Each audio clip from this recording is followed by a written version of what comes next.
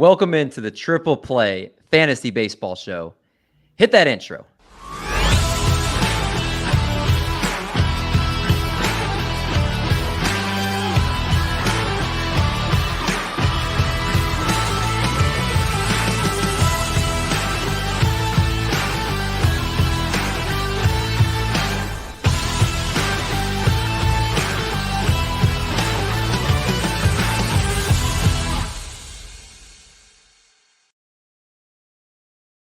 What's going on, everybody? Welcome back to the podcast. Welcome in to another episode of the Triple Play Fantasy Baseball Show, a proud member of Fantasy Points and the Fantasy Points Media Group.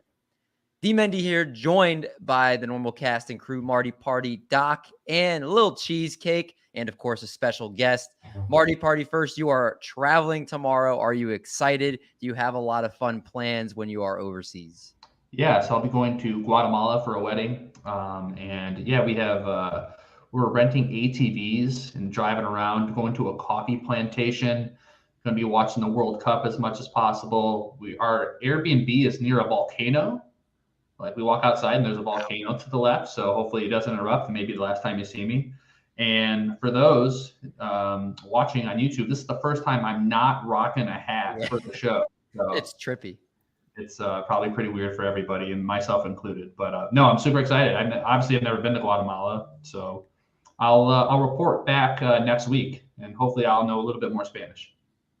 Yeah, it sounds like an awesome trip, and hopefully you're taking pictures, right? So I can post pictures up on the live stream next week, and you're in like a nice suit, right? I got the suit. Yep, got the suit. I'm ready to go, man. I love it. Of course, we also are joined by the Doc, who's let's just say he's here. Did a couple other shows earlier today. You are running on fumes. How does it feel to basically be doing everything tonight? You know what? I'm going to sleep very well, hopefully. This is maybe what I need because I haven't been sleeping well. So maybe I just need to do 3 shows a day. I audibled because I was going to say something else. And I know what you were going to say. I know what you were going to say. I was like, you know what? I'm going to wait because let me give it a little bit of time before I go in that direction. You are just obsessed with my life. Just that one aspect of your life. But we'll multiple aspects. We'll save that for another day. You also cut your hair, which I'm not happy with. That's a story for another day. We also are joined by a little cheesecake who is going a new hairstyle himself. He is hiding it from the world. But do you want to show everybody what you were so proud of here? Well, this is me wondering if I should fully accept the Bruce Willis phase of my life. And just accept that, either that or I'll be contacting, maybe we can get a sponsor in here that does hair stuff like Roman or something like that. I think Roman and Hims do hair stuff, and maybe I'll get some free shit from them, and I'll be all good. We need to get ourselves some of these hair sponsors.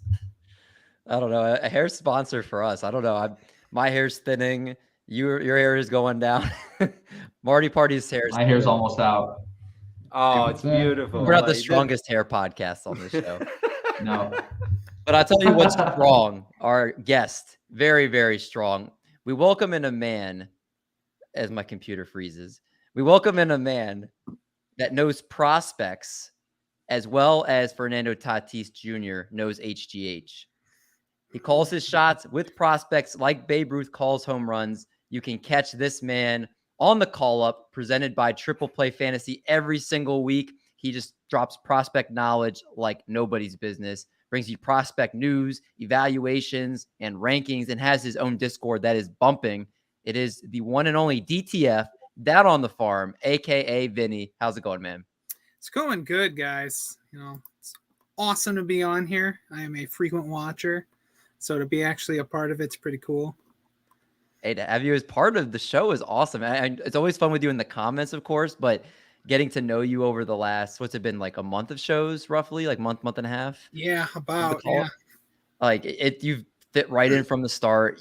I mean, I incredibly knowledgeable, like we talked about, but also just very easy to talk with and get along with. So it's nice to have you on both shows at this point. And I think we're going to need your help tonight, Vinny, because this is a subject that we kind of tiptoed around because the call-up does such a good job of going into prospects.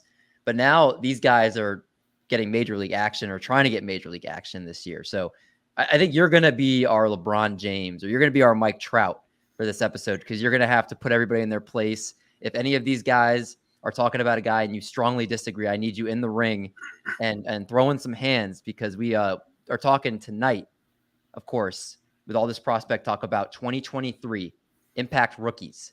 So these are guys that are either going to start the year with the team, or we expect to hopefully get some type of action next season and hopefully be an impact for your fantasy team. And we went in depth. We looked inside the top 600 of ADP over on the NFBC for guys that might be able to contribute for your fantasy teams this season. And we got to start right at the top. And we're going to go right to our superstar and Vinny to go with Corbin Carroll. Talk to us about Corbin Carroll, who right now has, I believe, an ADP of 63 on the NFBC. Can you tell us, is he worth that ADP? Are you over or under his steamer projections? And then talk to us just a little bit about his game. I kind of like the ADP just because of the, future projection of Corbin Carroll. He is right now a contact speed guy, and we're just praying for power. But if that power comes, he's going to be a fantasy game changer. He's going to be a Trey Turner with power, which if you get that in a player, that's an easy first-round pick next year. Easy top 15 guy.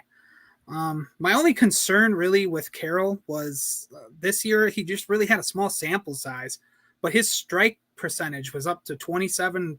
And if you would have given it another week, probably been a hit 30.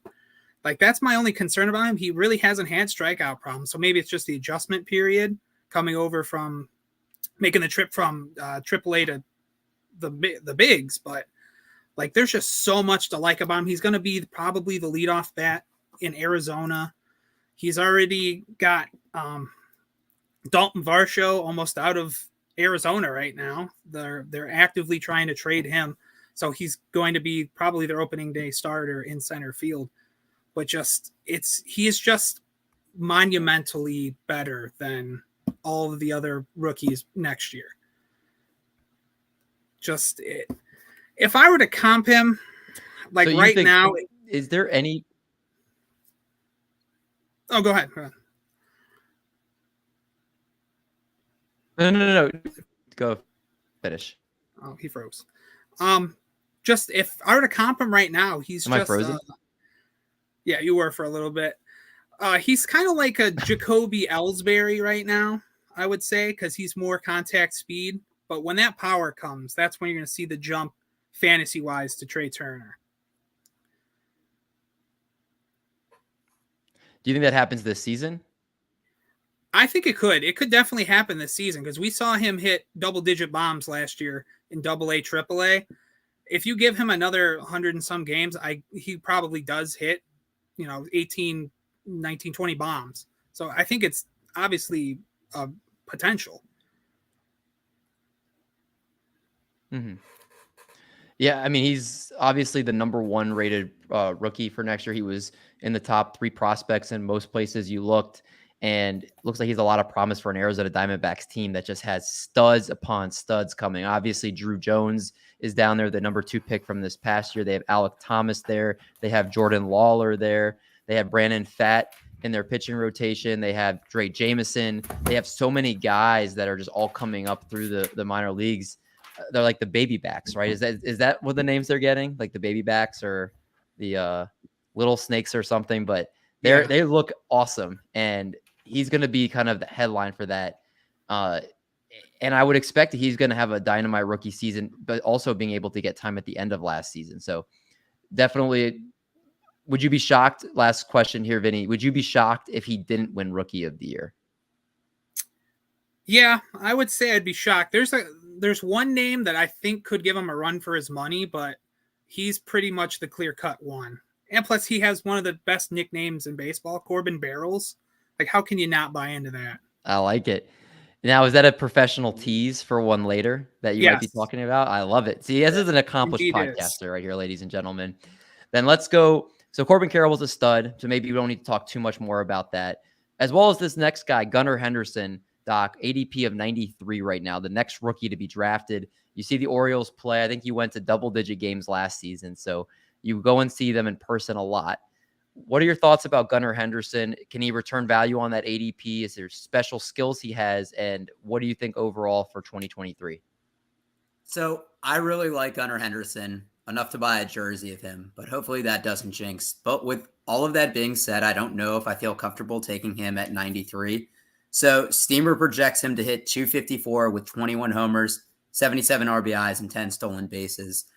I think his average will be a little bit better than that. I projected around 260. I don't see him hitting 21 homers. He had 4 home runs last year in the 2 months that he was called up. I think it's reasonable to think of he'll maybe be in the 13 to 15 range, but I do think he'll have more stolen bases. His sprint speed is in the 91st percentile. He has a good walk percentage for somebody his age. Last year, he only hit into 1 double play. So I think that's going to show his ability to get on base and to leg it out.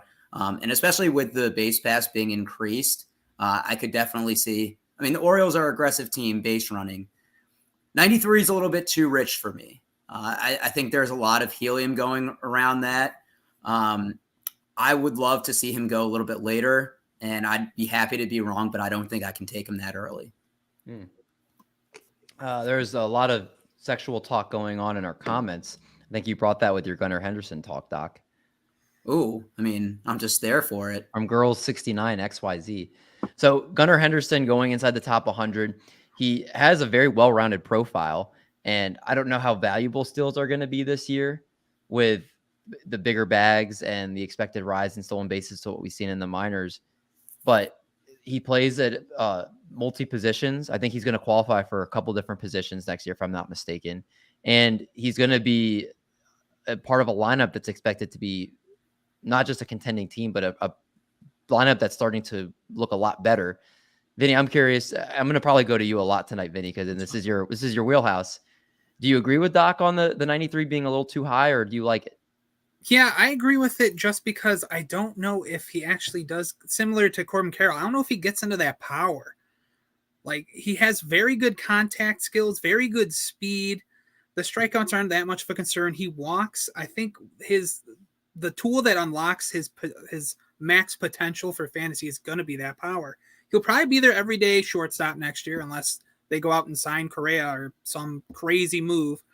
But yeah, just 93 is a little high for me because I don't think he finishes close to that. That's fair.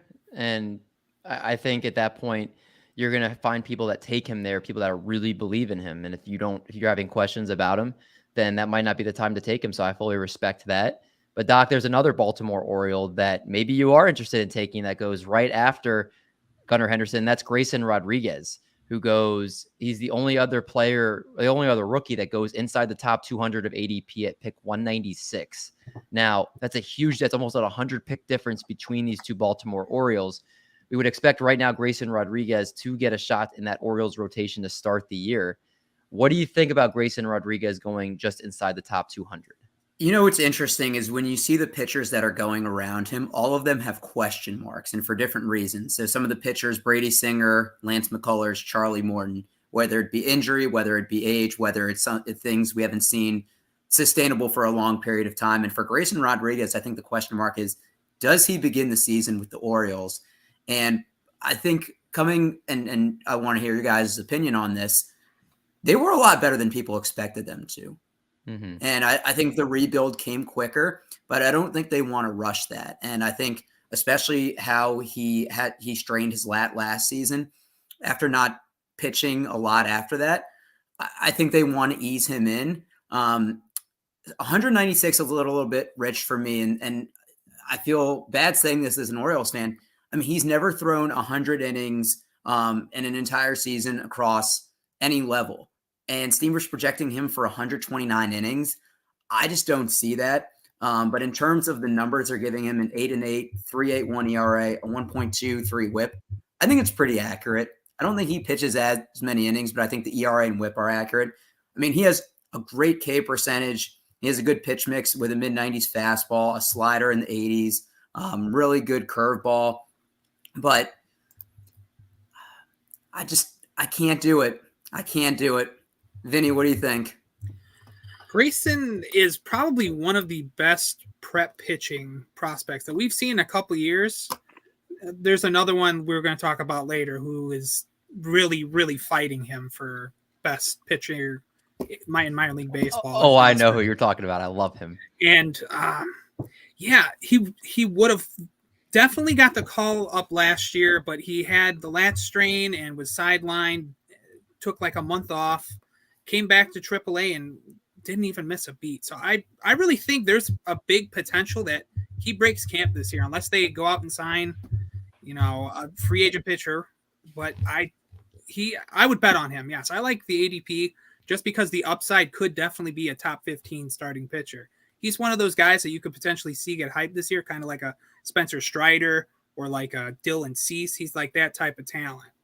So I kind of like that. The one thing I think they do one more signing like they did with a Kyle Gibson, like a 1 year, where they just kind of have a veteran that will do that. I do think he gets brought up this year, and I think they want to have him be the third or fourth, so he doesn't have to go against other teams' aces also and put a little less pressure on him.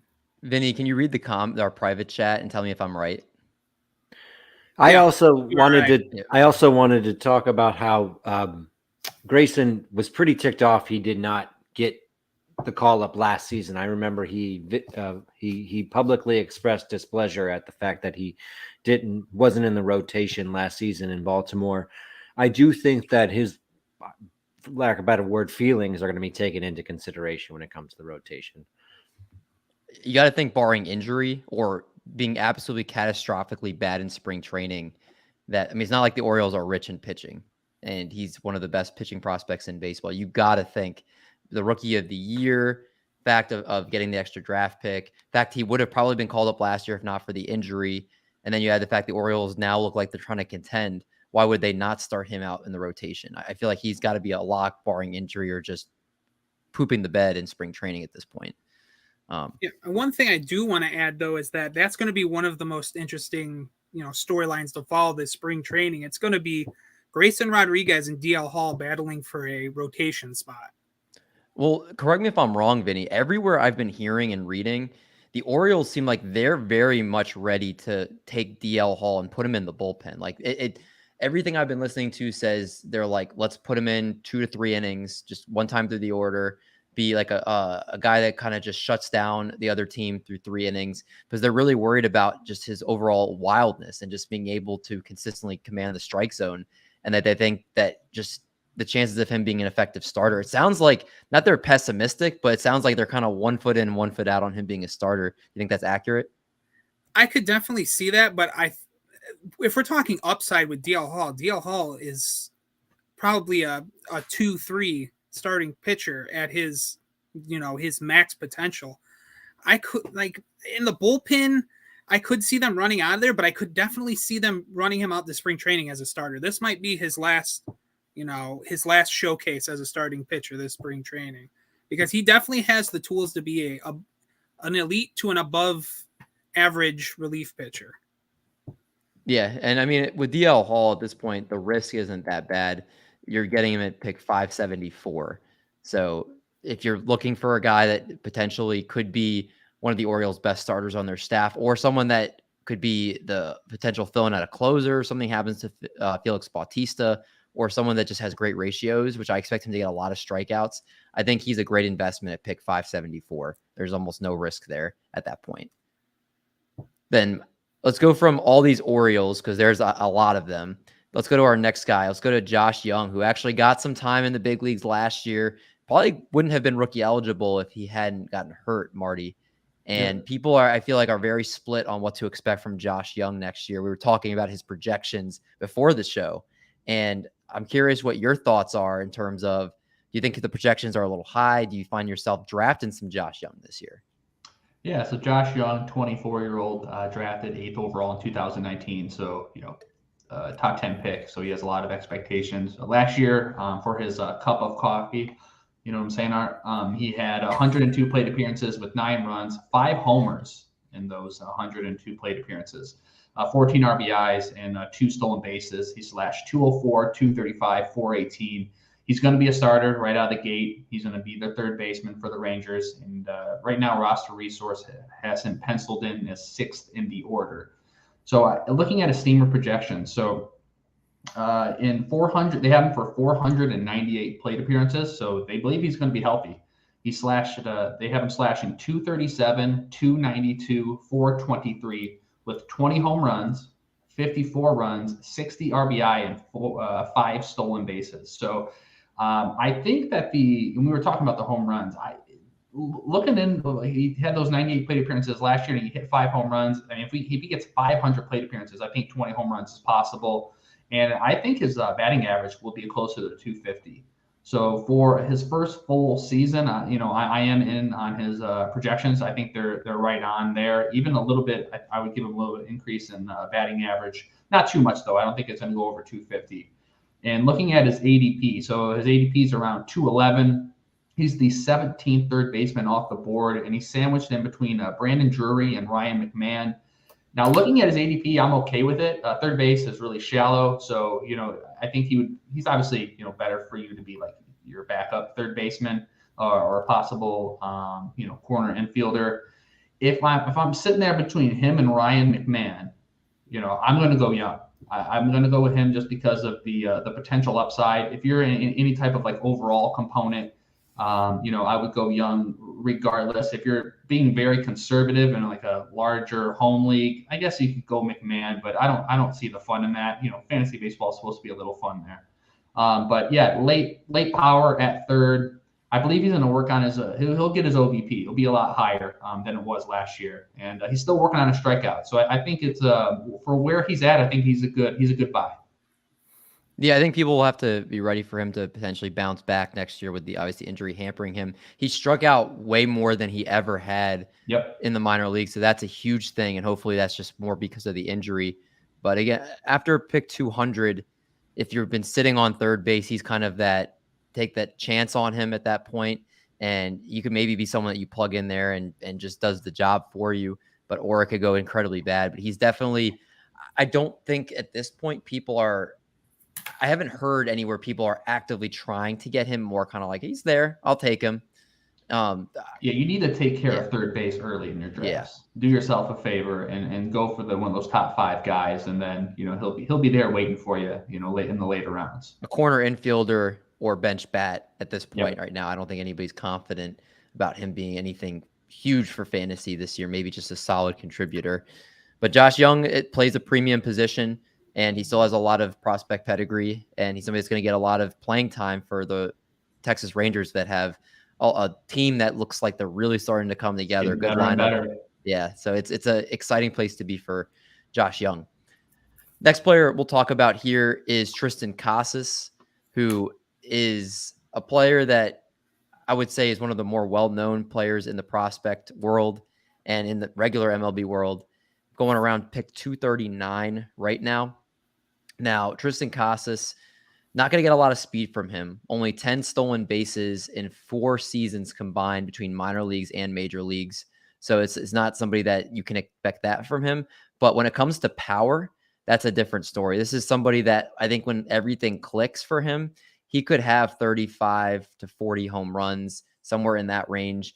One of the things that sticks out to him is for someone that's that powerful, he's someone that actually can walk a really good amount. Now, I know it's a small sample size last year, 27 games, but he had a 20% base on ball percentage.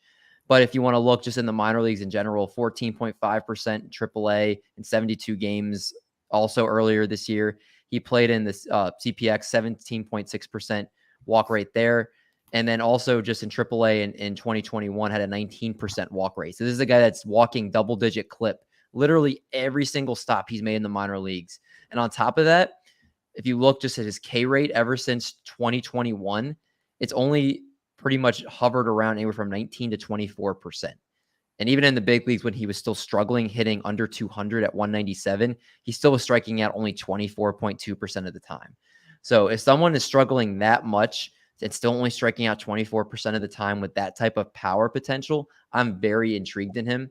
And then you look at the competition, you have what's it called? Eric Hosmer there, which fun fact, they went to the same high school, just not at the same time.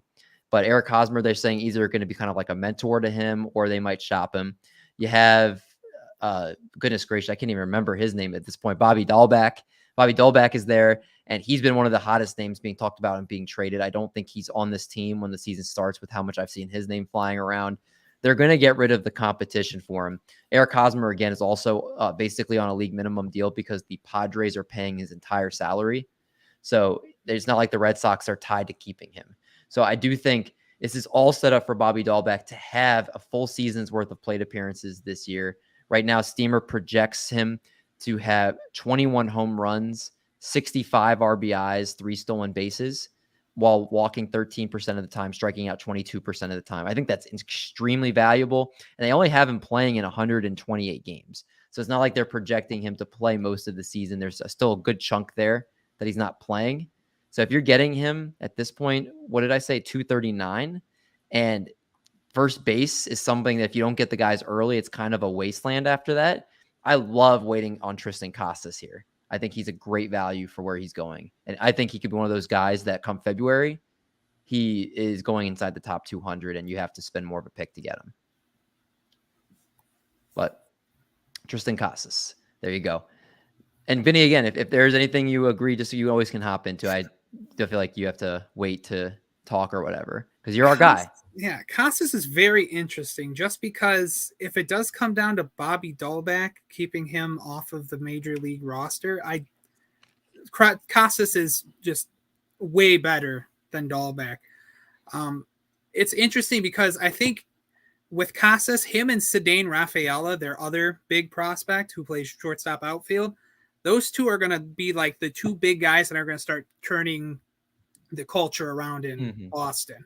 So I don't think there's a good chance that he comes into spring training and shows enough to kick Bobby Dahlback to the bench. Like there's that possibility.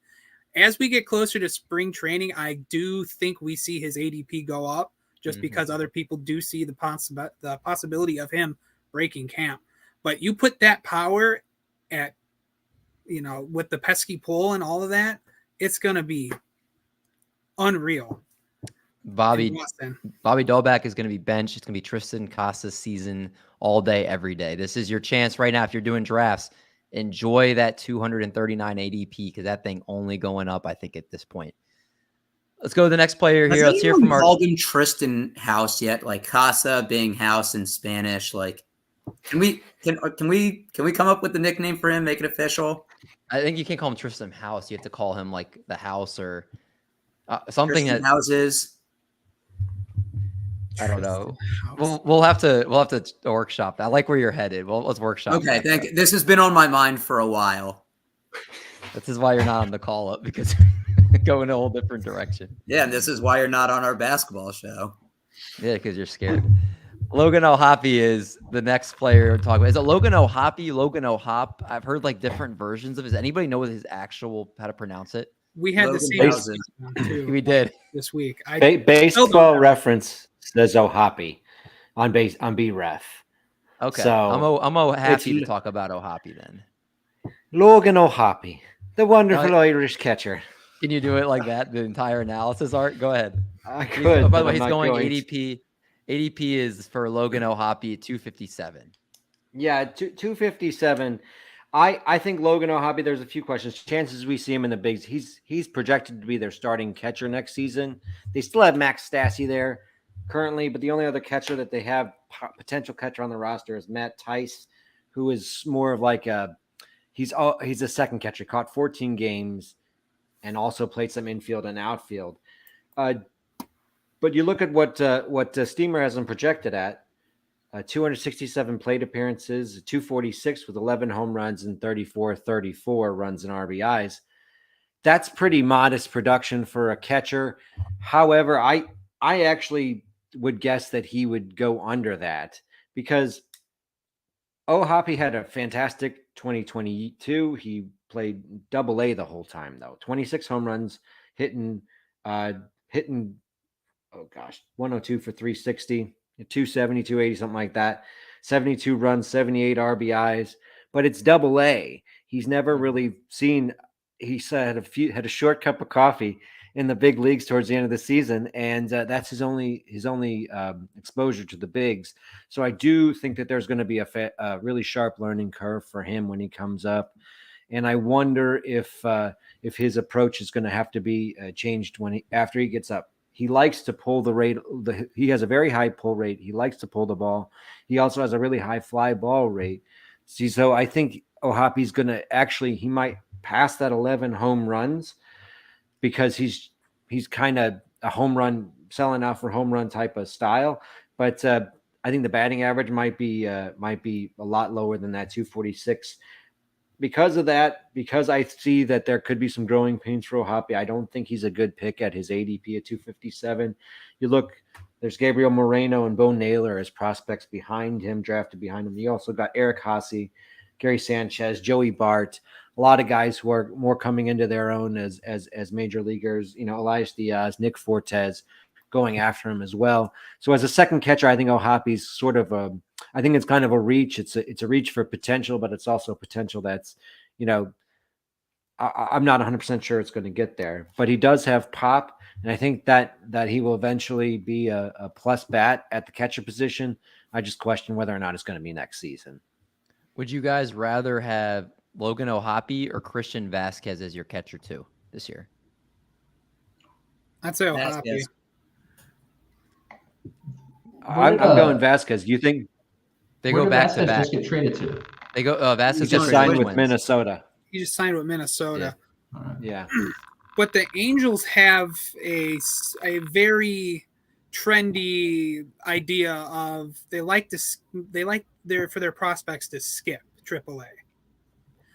Seeing Ohapi getting the call up last year from AA, I think that shows that they are very confident in him as a backup catcher this year, or to potentially take over from Matt Stassi. I do question the production of the bat. I do think he does get more power, but I don't know if he hits above like 260. Like, he has good BABIP numbers. He has good WRC plus, but it's going to be a toss-up if he does get the everyday role. We probably will see him struggle early, but he could be that second half, breakout prospect. He doesn't strike out a lot. Percentages. Steamer has him predicted for 267 plate appearances, more or less. Do you think? I think it's more. Yeah, I definitely think it's more. Like, I think it's less. I don't think he's going to be getting any DH at bats. Like, he's not going to be able to fill that, like with DH. But it takes one Max Stassi injury. Like, Max Stassi seems like he gets hurt every single year at this point, and it takes one Max Stassi injury where he's going to be the primary catcher. And if he does decently well, why would they not keep him there? Especially with the fact that he was one of their better prospects. He was in the Brandon Marsh, if I'm not mistaken, the Brandon Marsh trade. So they obviously liked him enough to want to trade for him. So why would they not give him the opportunity to see if he's their catcher of the future? I think, just my opinion, I think he's at the point where he was in the majors last year, so he got a taste. He's going to be at worst be their catcher too, but I could see easily him getting the chance to accumulate plate appearances where he could be a back-end catcher one. And with that sub 20% strikeout rate, why couldn't he be someone like a Kyber Ruiz in terms of like, hey, maybe he's not great, but as your catcher too, like, he's solid. He's not hurting you by any means, making contact and putting balls in play. So I can see both sides of it. I think at this point, you probably have to see your catcher situation to decide if you want to invest. Say defensively, do we think he's pretty good there? defensively, isn't he, Vinny? He's solid. That's going to be the most important thing. They're not going to want to. I mean, the Angels need to win now. So they're not going to want to screw around with bad catcher. He's very good at receiving, and he does have an above average arm. So there's a potential he takes over the job by like May. Okay. It's definitely in the cards. Like, he has the upside. I like Logan. Logan. Not to act like the Angels are going to be a good team, because they're not. That is also true. Which would potentially open a spot for him. Exactly. I like it. Let's go to the next player here, Doc. This will be a less controversial player because he's an absolute stone cold stud. He is also the reason why the St. Louis Cardinals did not get Juan Soto, because they would not part with this man. Jordan Walker, the third baseman who is actually going to be moving, I believe, to left field because he's not replacing Nolan Arenado at third base. So let's talk about Jordan Walker. And obviously, again, stud in the minor leagues. Is he going to be a stud in the big leagues this season? I do think he is. At 259, I'm in. Contrarian to what I've said about the Orioles in the past. This is a guy, he's 20 years old, and he's 6'5", 220. You can't teach a body like that, and just think he's probably not done developing it yet. But that's enough talking about his body now. So Steamer projects him for 257, 317, 424, 12 homers, 47 RBIs, 7 stolen bases. The 7 stolen bases is interesting considering he had 22 in the minors last year in 119 games. I think that's going to depend on how many games he gets called up for. But he's somebody, I mean, he's going to do everything well. He's good average in the minors, 374, 292, 306. And that's across 3 levels with a minimum of 99 at bats. I think the biggest thing for him is where are they going to put him? Brendan Donovan is right now in the majors. Tommy Edman, as you mentioned, Arenado's not leaving third. Juan Yepez, Nolan Gorman, DeYoung is still on the team. They signed a veteran like Corey Dickerson last year. I know he's a free agent, but you wouldn't expect them to sign him with all the bodies they have there. Mason Wynn is also 20 years old and is the number 2 prospect in the system. That's more my caveat with him is just there's so many players that seem like they're blocking him. But at 259, I think that's a good ADP. We talked about this on the call, I believe, and correct me if I'm swapping shows here. Didn't we say that we thought Nolan Gorman would be traded? I don't think I was on that episode, so you guys may have. We said it here for the Dynasty one. Oh, that's what it was. Okay, I forgot it was the call for the Dynasty. I don't think Nolan Gorman's on the team long term. I think that if something in my gut says that's who they're going to move first, and I don't see. I mean, if you read up on Jordan Walker, they're trying him at all 3 outfield spots, so they're trying to get his bat in the lineup. He's a different type of prospect than all the other guys you name. Jordan Walker has been somebody that's been talked about for the last couple of years. And he's really kind of excelled to the point now where Vinny, would it be a shock if he doesn't start the year with the team? Not really, but I will say this week where there was a little foreshadowing of his future with the trade, with the rumors with Sean Murphy. The Cardinals tried very hard to get rid of Dylan Carlson, but the Oakland Athletics did not want him. So if it comes down to Dylan Carlson or Jordan Walker, I think you might see Jordan Walker take him over for left field, or even seen him moved in for, a bullpen arm or something, because they obviously are all out on Dylan Carlson. And with Nolan Gorman, I don't think they trade him just because of the potential and power you're going to get from a second baseman. Like, you're going to take a bump in average, but Nolan Gorman could easily hit 25 home runs. Like, I don't see them getting rid of him. They've held him this long. I think they're gonna ride the train with him. We talked about this before. Like, they have such good hitting and their pitching is so depleted. I'd love to see them trade arms, but it's bad if the A's don't want you. Yes, it is really bad. Because they were asking for Lars Nootbaar and like other caliber of outfielders. That's why I think there's a potential he does break camp this year, but more than likely he'll probably be an early May call up, maybe June. But we could see him this year very early if he's just comes out to a hot start in either spring training or AAA this year. What's the amount of games or at bats someone has to have for them to not have rookie eligibility? Oh, that's a good question. Because I know they changed it after the whole. I want to say it's like 120. Yeah. Something like that. It's around there. But this is one of the weird cases where I don't think they were going to care about eligibility and they're going to care about production, because they're going to have a decent chance to win this year because the NL Central's, up in smoke. Who's going to take it? So, Vinny, let me ask you this. Let's say he doesn't start the year. Thank you. Let's say he doesn't start the year on the roster, but the Cardinals are leading the NL Central and they don't need him. Do you think they bring him up just to have a luxury of riches, or do you think when there's an injury or they trade someone else, that's when they would bring him up, assuming they start out the season well? I think that's a good question, because I guarantee you the first injury in the outfield, he's going to be up. It's either going to be him or Alec Burleson. It's going to come down to them two. But if they're doing good, I feel like they would call him up just to be a part of a winning atmosphere, just for him to get the experience with all of the vets on the team, because he's going to be the next leader of that team once he's up. He is their future. He's putting he's their chips. He's their chips for the future, and I feel like they would call him up. So when Tyler O'Neill eventually, when he definitely gets hurt at some point. Yeah, only a matter of time, honestly. All right, Doc, give us your last guy. We've talked about this guy a lot, so we don't have to go too much in depth with him. Hunter Brown has been somebody we've been touting since the off season began. So just give us a quick Cliff Notes version, because we have a lot more guys we got to get to tonight. Yeah, Hunter Brown at 270 is a steal. I think it's going to be the Christian Javier thing, where starts out in the bullpen, but is just so good that he makes his way into the rotation. Steamer has him throwing 100 innings, which I don't understand, considering he threw 106 last year in AAA and then an additional 20 in the majors.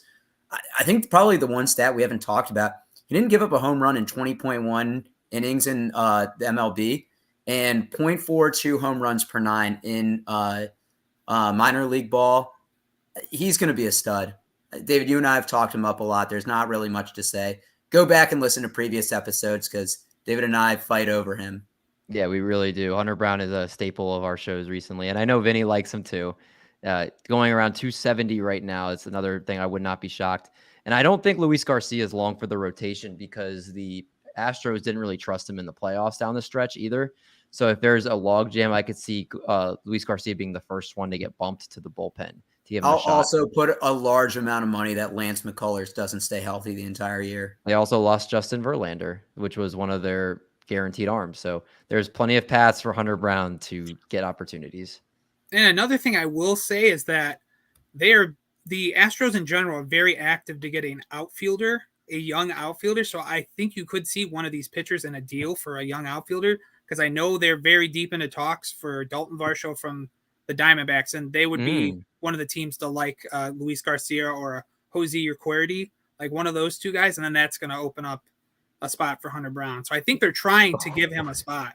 God, we got to do more drafts now, because Hunter Brown's ADP is going to go up. Yeah, he's gonna be through the roof. Goodness gracious. Okay. Next guy then. Let's talk about Ezequiel Tovar, Marty, who right now is falling in lines of great shortstops, Troy Tulowitzki and Trevor Story. Now it's Ezequiel Tovar taking over shortstop for the Colorado Rockies, and he's expected to break camp with the team in terms of at least what people early are saying. What can we expect from Tovar in 2023? Yeah, so the 21-year-old, he's expected to be the starting shortstop for the Rockies. So he's currently projected to be 9th in the lineup, that he could easily move up with how poor that lineup is. Defensively, he's their best prospect by far. So, and why that's important for fantasy is that he's going to be there. He's going to get the plate appearances. They're going to need him at shortstop as much as possible. Last year, he did come up briefly. He had 35 plate appearances. He slashed 212, 257, 333 with only 1 home run, 2 RBIs, 2 runs, no stolen bases.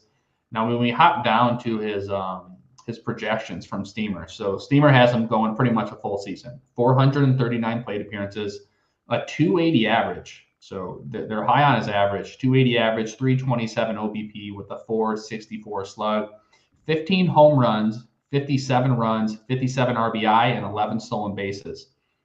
So, I mean, you got to love 15 home runs and 11 stolen bases, that will play, especially for where he's currently going on for his ADP. His ADP is around 273. He's the 25th shortstop off the board. So I do like him for his spot, especially if you have him as 15-team league as your middle infielder. I think you could do worse there. But I want to ask you guys this, because this guy is right next to him. Adalberto Mondesi now has an ADP of 278. So he's going a couple slots behind him. Who would you rather have for next year? Tovar. Mondesi or Tovar? Tovar. Tovar, easy. Tovar? Oh, you guys are boring. Come on, baby. Come on. Wait. boring, Marty. You took Patrick Corbin in our best ball draft. In the 30th round, put some context on this. Jesus. 29th round. So, okay, the 29th round. That's true. Yes. And That's best so ball league. bad. I thought you knew baseball. I actually love the pick. In a best ball format, I can go into this for too long. Besides, in that league, you are up to draft. And No, Carlos, I just drafted, but I just needed to blast you live. Okay, on we're 45 minutes in. Patrick Corbin talk's going to turn everybody off from the show. Okay. So, I don't blame. So I do like Tovar's his ADP, but honestly, I might do some Mondesi at that current time. But yeah, so that's about it. That's enough on Tovar. Tovar is exciting. He's somebody that I think was one of the biggest staples of the call-up last season on our show, and just talked about him a lot. Obviously, a lot of great skills there. And if he's getting everyday playing time for the Rockies in that ballpark, it's very tempting at that ADP. What do you think, Vinny?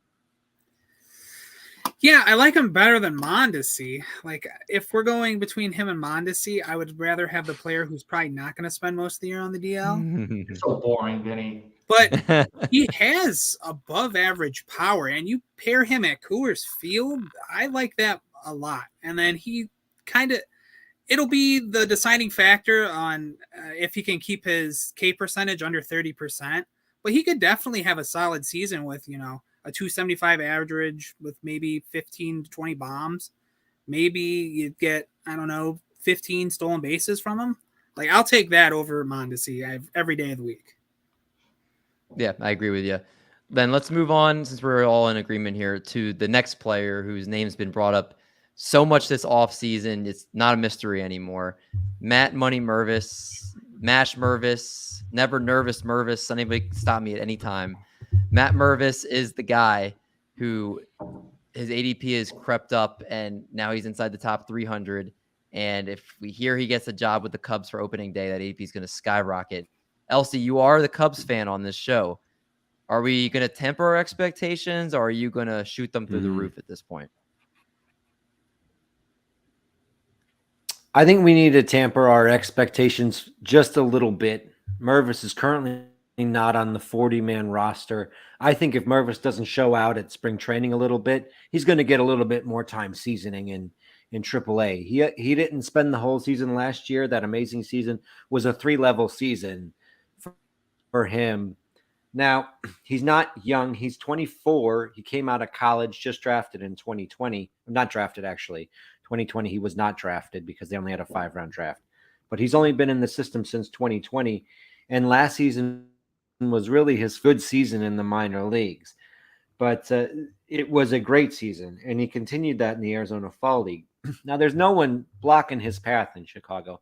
Alfonso Rivas, who might be the starter, he's not a major league starter. Patrick Wisdom might be first base, but we all know who Patrick Wisdom is, and so Mervis is the new first baseman of the future for the Cubs. But we have to remember that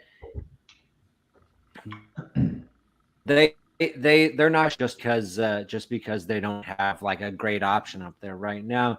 If he's not ready, he's not going to come up. I think there's a pretty darn good chance. I'm going to put it at 99% chance. There's a small chance he doesn't come up this season, and that would only be if he does not follow up. Pretty good chance he comes up. But I do think that his steamer projections of 420 plate appearances with 20 home runs, I think that's a strong projection for him.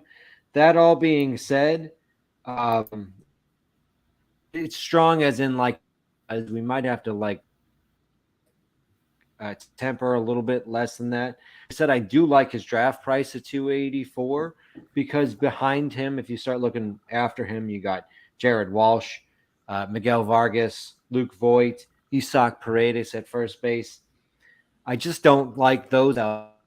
So I think that potential that at this time, boom, at that is, and when he definitely has power, and he's got a pretty good batting average as well. So I think Potomac, Maryland's own Matt Mervis is Nice. a pretty good. That's a pretty good price for him. All right. We did see him in first pitch Arizona, and he was mashing balls at the home run derby. He looks like the real deal down there. So Matt Mervis, somebody that LC does believe in, could be someone great long-term here. The next player, Bo Naylor for the Cleveland Guardians, catcher. Somebody that if you had asked me a couple days ago when I thought they were going to get Sean Murphy, I would have told you I'm probably out on him this year. But with Sean Murphy going to the Atlanta Braves, right now the catchers ahead of him with Cleveland are Mike Zunino, who hit under 200 again last season, but nearly not the same type of power, and Austin Hedges, who's legit just a defensive catcher at this point.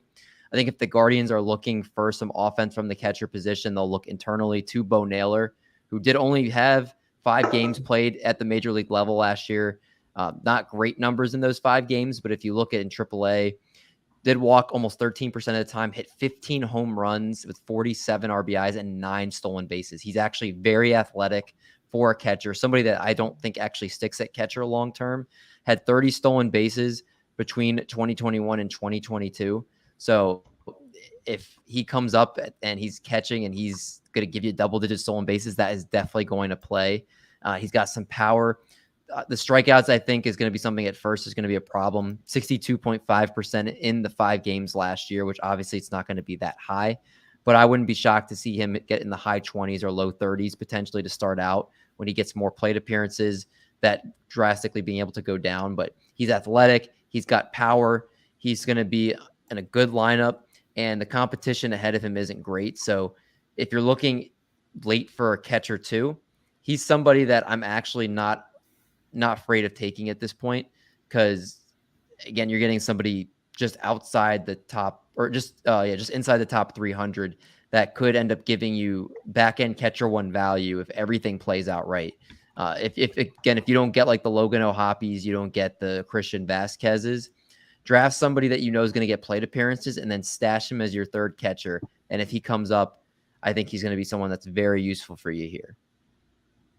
The next player, though, I think is somebody that you have to make sure you draft. Miguel Vargas is the truth. Miguel Vargas for the Los Angeles Dodgers is the real deal. Did not get a fair shake last year with the Dodgers. Did nothing to not stay at the big league level, but they had so much talent. They just didn't give him opportunities. Miguel Vargas did nothing but produce in AAA last year.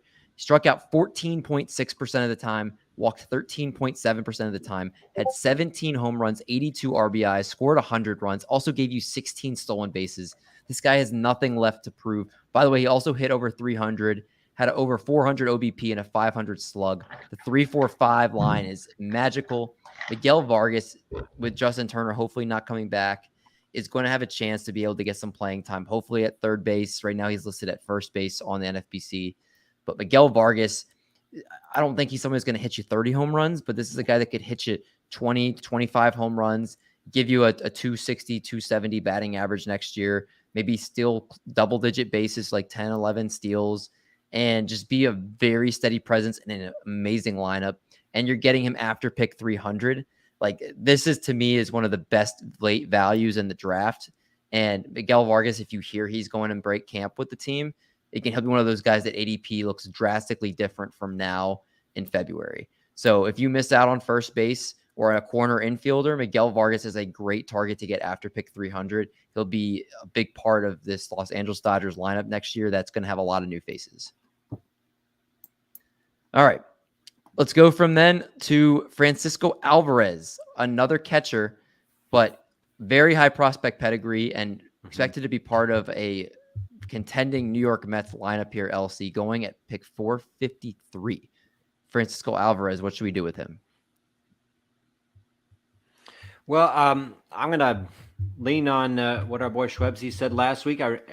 And I agree with him that Alvarez's best spot to playing time in the 2023 season is at the DH position. Currently, James McCann and Tomas Nido are both catchers on for the Mets. And Daniel Volpe is the current DH against righties, and perhaps you could say Darren Ruff would be the lefty DH. I think it'd be great to have Alvarez DH to start the season. I do think it is it is a stretch. He's only going to be 21 on opening day. I do think that there's a 100% chance that he's going to be called up. And but this steamer projection of 285 plate appearances, I do think we're going to be looking for under that. He has power. He hits the ball very hard with a good launch angle. So I think he's going to get his home runs.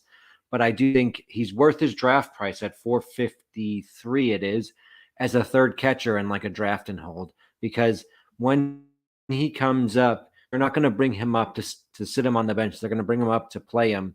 I'm just not 100% sure that's going to be on opening day. So I would not draft him as a second catcher in a 2-catcher league. I would draft him as a third catcher in like a draft and hold. Would you guys rather have Alvarez or would you rather have Bo Naylor this year as your kind of catcher you're waiting on to see if they can help you? Alvarez for me. Alvarez.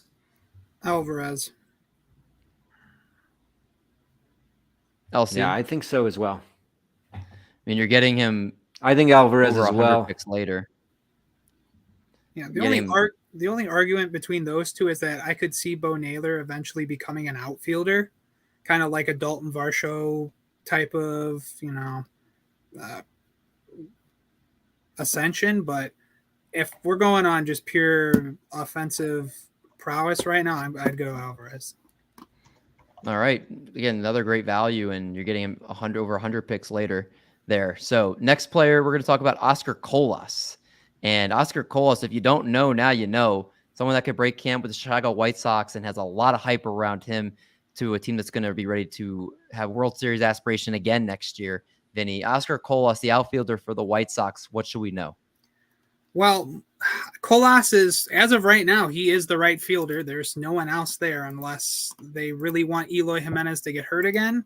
But I do think we see Eloy become a DH this year. The bat is unreal. It's a good blend of contact and power. Someone on Twitter asked me if for a comp, he's kind of like a smaller Cliff Floyd. If we're comping him, body size and tools. But the White Sox, they just love throwing their prospects right into the fire, so it would not surprise me if he is their opening day right fielder. He is the wild card, I would say, for the AL Rookie of the Year. I could see him having a monster year with the bat and jumping a Gunnar Henderson. Mm-hmm. But I think the real question is, how is he going to be defensively and how is he going to be on the base paths? Because with the projection right now from Streamer, they're giving him a 264 average with 18 bombs and only 3 stolen bases. There's a potential that he gets, less than 5. I definitely see that. The K percentage I do like. I do not think he strikes out as much as people thinks he did. It was a small sample size in AAA for his 36% K percentage, but he's a good bat to ball skilled prospect, and he'd be if I were to put money on a Rookie of the Year winner, he is mine for the AL. Oh, what, Doc? You are the best gambling man. What are his odds? Can you look that up for us? Oscar Colas, Rookie of the Year. Yeah, can you look that up for us while we go to our next player here? So Doc's going to look that up. Marty, talk to us about Anthony Volpe of the New York Yankees, who top prospect for them right now, and someone that could contribute this year, but might not start out the year right away with the club. And I think he kind of had a really rough start to the year, but really finished out the year strong. Yeah, I think you pretty much nailed it. The 21-year-old, he had an amazing 2021, and he completely skyrocketed its value because of that year. Last year, he crushed AA, and then he, took a little bit of a step back in AAA, which is pretty much normal. I mean, you can't be, great at every single tier. There will be a little bit of a learning adjustment there. And I think, he'll get called up at some point, whether it's June, July. It's going to depend on whether, they're comfortable with DJ LeMahieu, their Peraza and everything like that. Looking at his steamer projections, so for Volpe, they 296 plate appearances. They have him slashing 240, 317, 420, 10 homers, 36 runs, 35 RBI, and 11 stolen bases. So they're looking at double-digit home runs and double-digit stolen bases. Overall, he's projected as a hit over power type of guy, so he's probably capable of hitting somewhere around 280 at some point in his career. I think his projections are pretty much on. I may have his batting average going up to about 250 Looking at his ADP, it's 543. So he's the 31st shortstop off the board. Yeah. So he's pretty much free at his ADP. But, kind of in that area, I mean, there's people that I like a little bit more than him. Joey Wendell's one of those people who was kind of a fallen star last year on the Marlins. His ADP is 570, and he has second base, third base, and shortstop eligibility. And he's going to be batting fifth in the Marlins lineup right off the bat. So I think there's better value at that current ADP, or around that ADP that Volpe is going. But he always has that helium because he's a Yankee. So he's always going to go a little bit higher than he should. He's going to be Volpe is going to be a great player, though, when he does come up. For fantasy, I would cool on him for next year. I think I'm with you on that, Marty. And Joey Ricotta says Mash Mervis is going to be the impact rookie this year is Vinny Pasquantino. Odds are not available yet for rookie of the year betting because I would have thrown some money down right now if you're that confident, Vinny. Yeah. Vinny calls his shots. That's what's for sure. He's like, this is my take. I'm riding with it. He isn't wishy-washy. That's what I like. I got a quick question. I know we're trying to move, but would you rather have Mervis or Vargas next year? Vargas. Yeah, I'm with Vargas as well. And the ADP, so Matt Mervis 285, Vargas 324. Vargy, baby. Give me Get Mickey that value, Vargy. baby. Yeah. Both of them, I think, will get like steam going into spring training. You're going to see that ADP rise with both of them, but I think Vargas will stay at a acceptable ADP. You heard And it Joey first says, on the Play podcast. There we go. Mervis says 19 homers, 54 RBIs, 122 WRC plus steamer projections, only like 94 games projected. But he thinks he's going to get the opening day job. That's something we'll have to see. LC's a little skeptical of that, right? You don't think the opening day is not necessarily what's going to be the case. But we'll see, though. But see if the Cubs, I'm sure the Cubs. I think it's most likely he comes up in like a month. I think that's most likely. Okay. We'll see how that plays out. We have to leave some time for this next player. He's my favorite prospect. I've been in love with him. I don't want to say I was in on him early. I'll say I was in on him about a year ago when he was like somewhere more in the middle of the top 100. Now he's firmly inside, right around the top 20. Andrew Painter is a god, and he is going to be a god when he pitches. Vinny, I'm so glad you're talking about him tonight because you need to let the world, if you've never heard of Andrew Painter, you will tonight. Please educate the audience on Andrew Painter. Andrew Painter was a prep pitcher who went 13th overall to the Phillies in the 2021 MLB draft.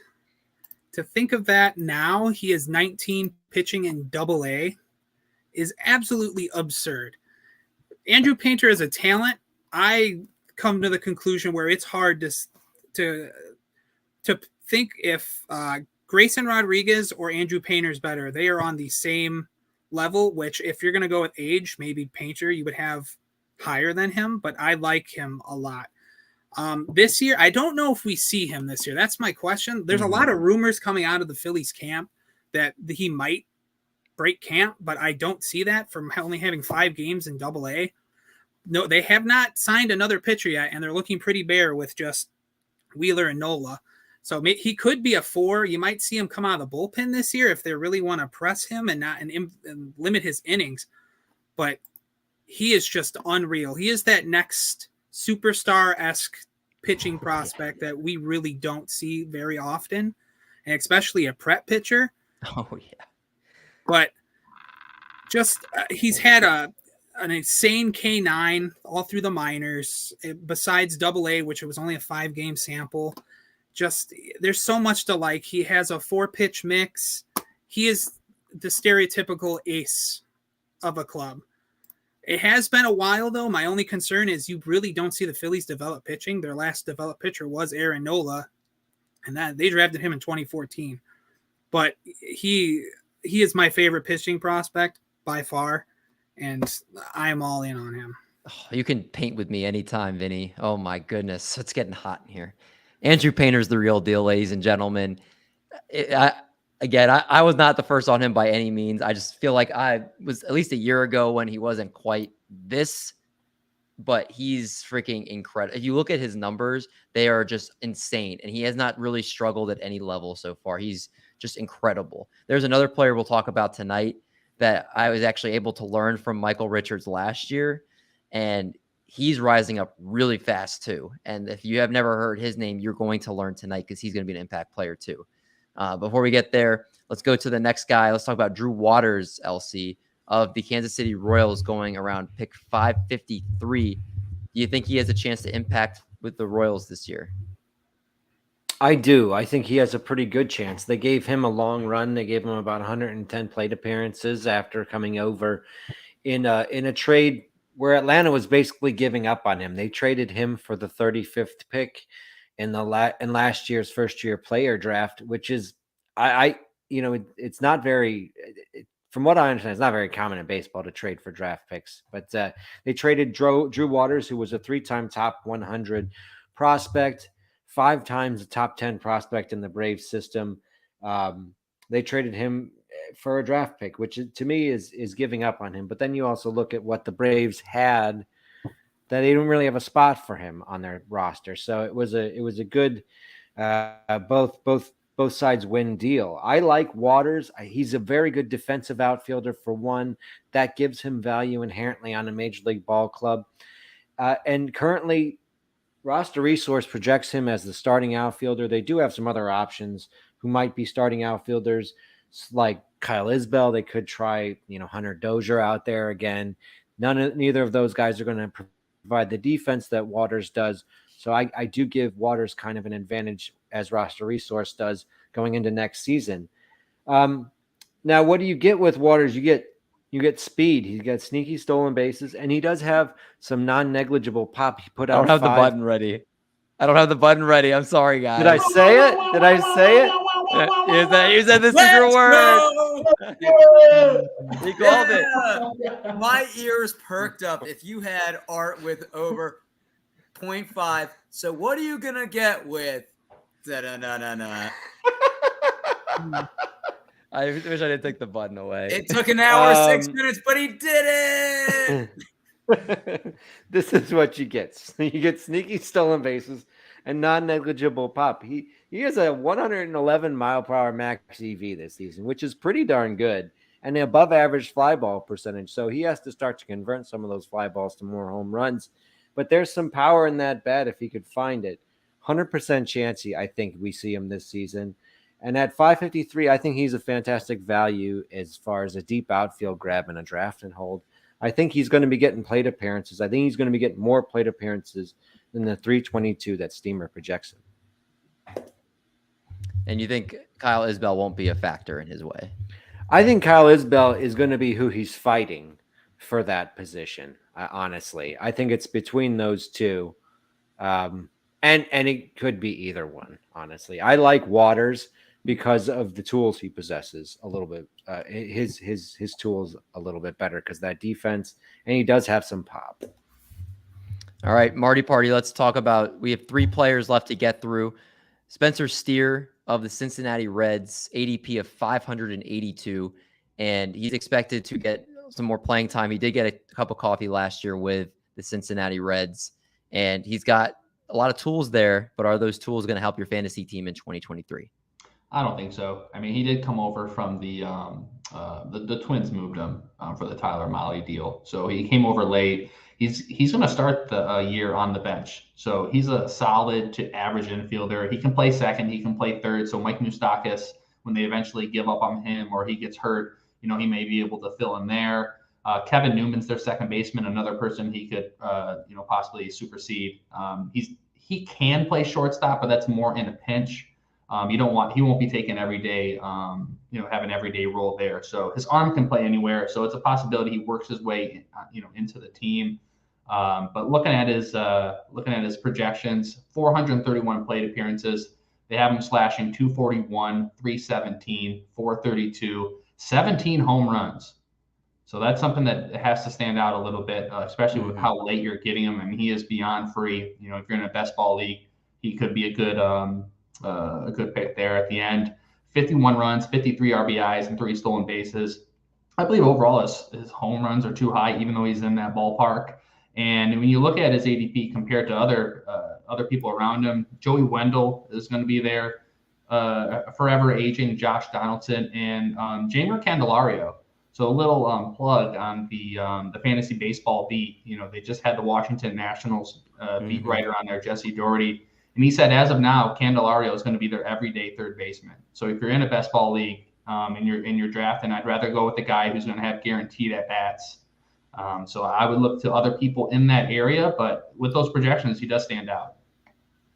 Yeah, he could be somebody that I could see him being the type of players that has an amazing week and people are spending fab on him, especially if you're short on that position, that he's just that top pickup that week. I don't see him being a guy that's super popular in drafts at this point. And obviously you could tell that with his ADP, but we'll see what you can expect from him next year. This guy, though, Sal Frelick of the Milwaukee Brewers, I saw our guy Vinny compare him to a young Steven Kwan, and somebody that, if that type of skills, can definitely translate for fantasy this year. Yes, Frelick was my favorite guy coming out of the 2021 draft. He fell just because of his size. I hate how people knock prospects for their size. Like, we've seen it work before with, Dustin Pedroia, Jacoby Ellsbury. Like, we need to stop doing that. But Frelick this year and last year, it was just putting up video game numbers in minor league baseball. He never had a K percentage under 20. He averaged 300 at all levels. Just, there's so much to like about him. He's big contact and big speed. I do think he has sneakier pop than they give it off to be. I do think he's one of those guys that could work up into like the teens in power, but he's just an unreal bat. He just keeps on he'll just put the ball in play. Like, you very rarely see him strike out or make mistakes. The baseball IQ is unreal. The most interesting thing I want to see is his where they put him, because he could play second base and he can play outfield. So he has 2-spot eligibility. He could break camp and play either one of those positions this year. Like, that's how good the talent is. And a little preview I gave earlier, this is the guy I think could rival Corbin Carroll for Rookie of the Year for the NL. Like, there is the potential. If he shows power, it's going to be coming down to the wire between those two, because they have similar speed. I do give Carroll the advantage on the contact ability, but it's unreal. He is, I'm leaving drafts this year and stashing him because there's a lot to like. So do you think there's any chance, Vinny, that he breaks camp with the team, or do you think he's somebody that you look at later on, like to pick up as the season progresses if you have a small bench? Before this week, I would have said no, he wasn't breaking camp, but then they went and traded Asturi Ruiz, which I think was their opening a spot for Sal Frelick, because there's no putting him down in AAA is not helping him at all. He's already destroyed it. He's ready for the bigs. Joey Weimer's not going to battle him for a spot as much as people would love Joey Weimer to come up, but it's the Sal Frelick show. He is going to help them a lot. And you, ladies and gentlemen, someone that could be starting for the Milwaukee Brewers, he is going at pick 594. Leave drafts with him. He may help you win this year. All right. That's a nice golden nugget for you guys that have been sticking around past the hour mark here of the show. We are getting to our last guy of the night, and someone that fits the last guy very well here, Kyle Harrison of the San Francisco Giants. My favorite pitching prospects are Andrew Painter. Kyle Harrison is number 2, and Taj Bradley, who is not on today's show, he's number 3 for me. But Kyle Harrison, I'm going to ask you guys, Marty Party, Kyle Harrison in 2021 in A-ball, guess what his K per 9 was? K per 9. I don't even know where to start. I don't know. Just give me a number. 13. 14.3. Doc, Ooh. 2022 in high A-ball, give me a number. What do you think his K per 9 was? 15.6. 18.3. And that's in 7 games he pitched, 29 innings, 98 innings in 2021. LC 2022 in AA, because he advanced to AA in 84 innings. Give me his K per 9. What do you think it was? I'm going to go down to 14 again. 13.6. So this is somebody 14.3, 18.3, 13.6. These are his K per 9 across A, high A, and AA. Each level he's been at a 3.19 ERA or lower, and in AA a 3.11 ERA with 84 innings pitched. he's someone that not just did his fastball develop from going to the low 90s, where he had really good control and sync and command on it, but now his fastball touches 98 and he throws it up in the zone. It also has a lot of arm side run and just gets hitters swinging and missing consistently. He has a slider that he's been working on that's been developing really well. And he also throws the pitch. He throws 3/4. So basically it also gives an extra chance to get a lot of action on his throws. He is somebody that is just an absolute stone cold stud for the San Francisco Giants. He is in Double-A, finished the year in Double-A. I don't know. I could see it being like an Andrew Painter situation, like Vinny was saying. Maybe, I don't know if he breaks camp with the team, but maybe towards the end of the year, he gets some time for this team, if I had to guess.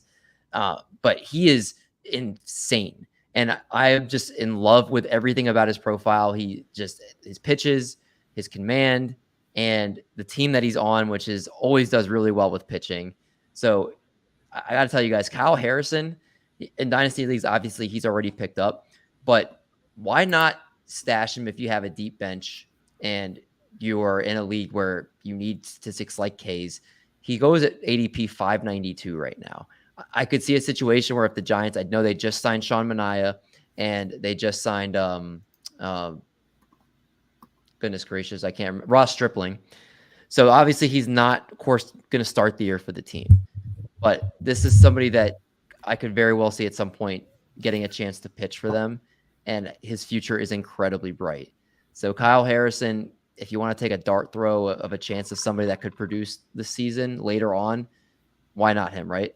Let me ask you, David, with those numbers, how many pitches was he throwing per game, or how many innings was he going? Is he projected as a relief guy? Well, right now they have his 2023 projection is only 55 innings. But he's a starter. He's only 20 years old. And last year, 2021, he pitched 98.2 innings. And then last year he pitched 113 innings. So you expect that number to go up this year, maybe, gets closer to like 130, 140 innings. So, yeah, I mean, he's, again, ask me probably bigger chance of next year being somebody that's really going to contribute. But I feel like it's like and Vinny, correct me if I'm wrong. I feel like it's almost like an Andrew Painter type of thing where it's like chances are probably next year, but maybe at the end of this year, he's somebody that can really just be a shot in the arm for your team. I don't know. We have seen this before with the Giants, though. We saw he could have a very similar situation that they pulled with Logan Webb a couple of years ago. Like, we could see him come up mid, June or July and just absolutely show out for the second half. But he is, arguably one of those top pitching prospects in baseball. Nice 3-pitch mix. I don't see that much bullpen risk with him. He is a glorified starter. Ace, I don't know if he's on that ace level, but he's a good solid 2-3.